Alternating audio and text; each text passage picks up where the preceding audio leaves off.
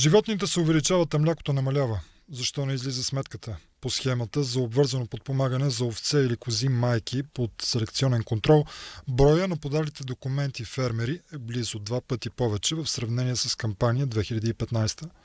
През настоящия прием са прияти 2157 заявления за над 280 хиляди животни, а през 2015 са подадени 1200 заявления за около 167 хиляди животни.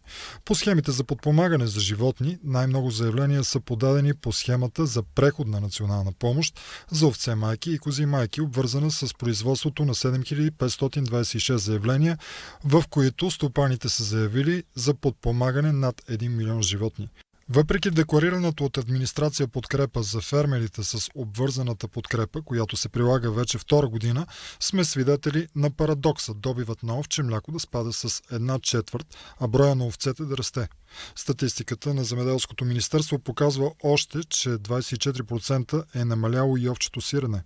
Обяснението на агроведомството е, че това се дължи до голяма степен на възникването, разпространението и последвалите мерки за ограничаване на заболяването син език по овцете. Дали наистина е така? Намалението е парадоксално, тъй като броя на овцете в страната се повишава от 2 години насам. Ако за 2015 те са били 1 милион и 280 хиляди, то сега са се увеличили с още 40 хиляди. Това е бройка за последната година, но увеличение има отпреди. Не излиза сметката. Не може на фона на 12 на 100 увеличение на животните да се отчита 25% намаление на овчето мляко. Някъде има дупка в схемата. Животните, които са под селекционен контрол, крави, овце и кози, стремглаво нарастват. Увеличиха се за 2 години близо 2 пъти, а в същото време млякото не се е увеличило.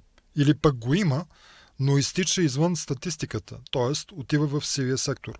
В случая способстват и развъдните асоциации, които помпат самочувствието си с присъединяването на нови стада.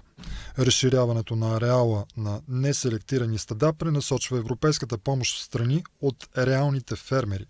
Такъв е ефектът от прилагането на новите схеми по директните плащания.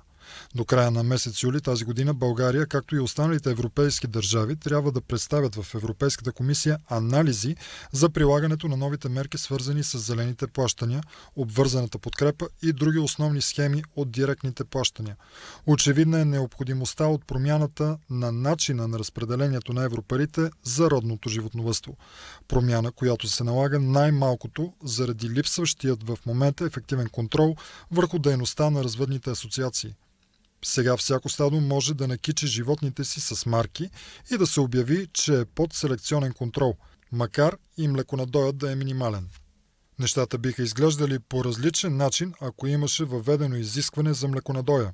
Да се види дали количествата мляко, разделени на едно животно, достигат поне половината от средната млечност за съответното направление през определен референтен период. Едва тогава бихме могли да твърдим, че европарите оправдават своето предназначение – реална подкрепа за реално животновъдство. Останалото е имитация, така както трапезата ни вече прелива от имитиращи продукти.